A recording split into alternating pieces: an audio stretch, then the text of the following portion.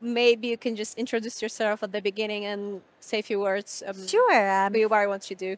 I'm Phaedra Boinodiris. I'm IBM Consulting's Global Lead for Responsible AI. What that means is that we help clients develop AI in a responsible manner. I also work hard to educate our own practitioners and do a lot of volunteer work as well. So I wanted to start by asking, what do you think are the most important questions and maybe concerns even concerning ethics in technology in general nowadays? I think, as I mentioned in my speech today, one of the most important concerns is education. How are we teaching artificial intelligence today? Whom are we teaching it to? Where are we teaching it? How are we? I mean, all of these questions are really key because ultimately, if you think about the nature of data, you know, data is an artifact of the human experience.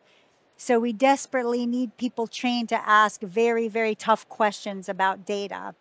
As I mentioned, you know, was this gathered with consent? Is this even representative? Is this the right use case for artificial intelligence? And then have people trained to ask yet other questions like, is this the right use of artificial intelligence? Is it being used to augment human intelligence? If so, what is the experience like of a person once they've been augmented? What is the kind of relationship that we as human beings want to have with AI? So all of these things are such important questions to ask. And I'm concerned that our school systems are not addressing this in the way that we really should be today. And how could we address those questions, and when in the kind of educational journey could we actually start talking about ethics in technology, in AI? Well, my opinion is that we should go far, far younger. Like this is, you know, there's certain concepts on the subject of artificial intelligence that we absolutely could be teaching to young children. And I mentioned in my talk today about using, for example, an AI-powered Harry Potter sorting hat as a means to explain why transparency and explainability in AI is so important. But also, one of the things that we use at IBM with our clients is design thinking as a means to get people to think, you know, what are tertiary unintended effects of models? And how is it that we might be able to think about our most vulnerable populations in a way that's respectful and ultimately kind, that gives power to people? And these design thinking sessions, when we do this with clients, is we say, bring the most diverse and inclusive group of people you possibly can to do this exercise with us. You know, bring your business resource groups that represent women, minorities, various ethnicities, various races, socioeconomic groups, the neurodiverse, Black, Indigenous people of color, LGBTQ+, because ultimately we need all these varying worldviews to think through, again, what is the kind of experience that we want to have and what are potential risks. Do you have any examples that you could share of how, besides the hat, how we can start talking to children and about the AI and about the use of AI and kind of get them involved in some way and maybe even get them aware first of the issues concerning AI and using AI? There's actually a number of different groups that have curated curriculum on the subject of data and AI ethics for middle school kids. The one that I've tried testing out is the curriculum developed by MIT. I think it's fantastic. The way they explain algorithmic bias using peanut butter and jelly sandwiches, awesome. It needs to be updated to include generative AI, but it's phenomenal. I was just speaking to another speaker today who's also developed curriculum for the Alan Turing Institute, also for very young children. And again, the hard part of developing AI responsibly is it's not coding. The challenge isn't the technology. The challenge is, again, understanding, you know, what is this the right use of AI? Does it augment people? What is disparate impact? What does it mean? How do you make sure you protect vulnerable populations? How do you give power to people? And kids, I think, are so open and understanding of power structures, and they're able to have conversations about fairness, as an example. So, in fact, last weekend before I got on a plane to come here, a friend of mine who has a similar role to mine at Microsoft, she and I were volunteering with the Girl Scouts. And we were presenting to 400 Girl Scout troops and their parents on the subject of social media and generative AI. And I was asking these girls, like, you know, give me examples that you feel are either unfair or not right when you're interfacing with artificial intelligence. And the examples these girls were coming up with were so spot on. I was so utterly impressed by their answers. They're really, really savvy group.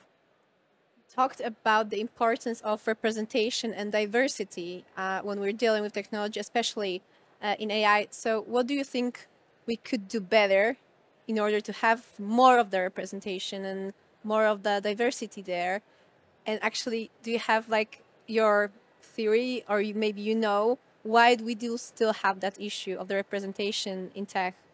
Yeah, I actually just this week published a book on that subject. It's called AI for the Rest of Us. It's available via ebook. But ultimately, when we ask the question, what is the right kind of culture that is required to curate AI responsibly, there's three major factors. One is you have to approach the entire subject with humility, like open growth mindset, because as much as we have to learn about this subject, there's a lot we have to unlearn about this subject. The second thing to consider culturally is the diversity and inclusivity of our teams, as I mentioned up on stage, right? You know, as we're looking at our team of data scientists, being able to ask how many women are on these teams, how many minorities, how many ethnicities, how many races, how many worldviews, how many lived experiences, because it is they who will be determining, is this the right data to use for this particular use case? And so, and then on top of diversity and inclusivity is the multidisciplinary aspect, which is making sure that those who are curating the data for these models are working with social scientists, right? Like anthropologists, sociologists, psychologists, designers, behavioral scientists, lawyers, right? To be able to understand. I have found more often than not that when people who are curating AI models take the time to ask a domain expert, is this the right data to use for this model? The answer is no. The answer is no. So we desperately need people to be approaching the development of AI again in a far different way than we have been to date. Do you think that those people who are maybe not involved in technology day to day, like you mentioned, lawyers, like say social workers even, do you think they're interested and they want to get involved, or they don't really get it, or they don't know yet, and how we can actually start getting them involved, having them in those conversations and getting that knowledge from them back to have those in the tech? They desperately want a seat at the table. And I talked about librarians. I mean, think about it. Who better to trust than a librarian to decide, is this the right trusted source of knowledge to use to train a model? Why haven't we empowered our librarians with that kind of trust to have a seat at the table? And I really think it's an opportunity as we think about, like, are the AI models that we're developing today, are they representing local communities? Being able to make sure that individuals like librarians do have a seat at that table. So yes, I think it's an important thing that we must recognize working in technology to make room for others. So how to find those people who could be a great benefit to tech and how to get them involved? How do we do this?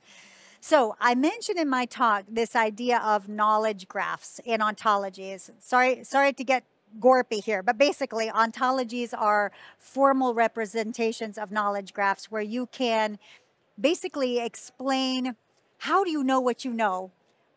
What is the meaning behind words in their cultural context, right? They're really hard to build, these ontologies. And again, it's far more art than science.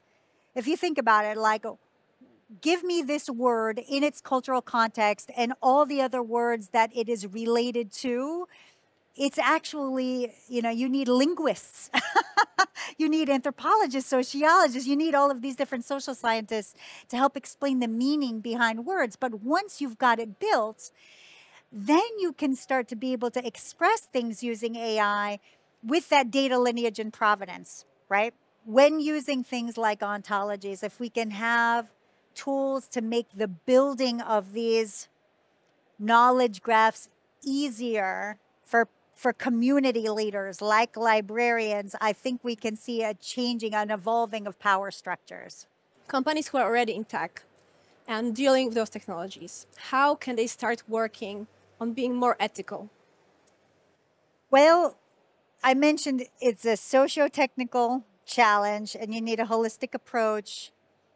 Culture, the things that I described, like what are your principles? And as an organization, stating those explicitly and then making sure that you're aligning the behaviors of practitioners to those principles. What that means is, think about all of the both incentives as well as disincentives around human beings to behave in the way you want them to behave, right? So if you want people to go to your AI ethics board, for example, you want to make sure you're incentivizing them in every way that you possibly can to use that group of people. Like, for example, are you offering whistleblower protections?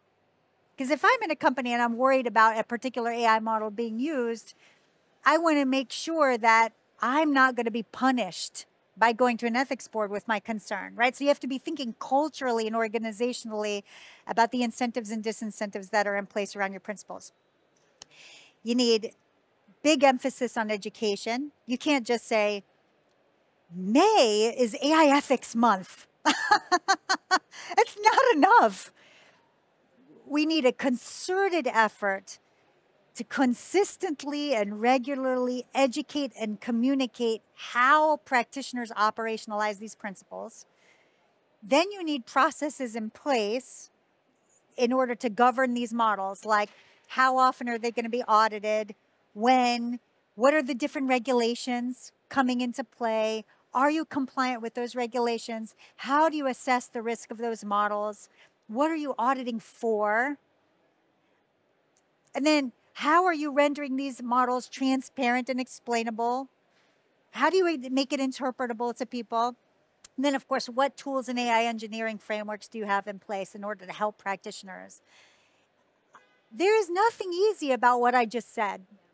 It is hard work to curate AI models responsibly, period. So do you think you could pinpoint the best place to start? Get educated. Learn as much as you possibly can about this space, because I'll tell you, organizations who have the very best of intentions can end up causing inadvertent harm because they don't understand the nature of data, making sure the data is representative, offering consent, why you can't just release a black box model and not have it be explainable, making sure that both leadership understands, the C-suite understands, as well as the practitioners, because so often I speak to AI model owners who they tell me that their C-suite, their management gives them money to make the model, but no money to maintain it, audit it, nurture it over time. Because again, the leaders don't understand that these models have to be carefully nurtured over time. So education, education, education. I think that's where it starts. Thank you very much. Thank you. Thank you for having me today. Thank you.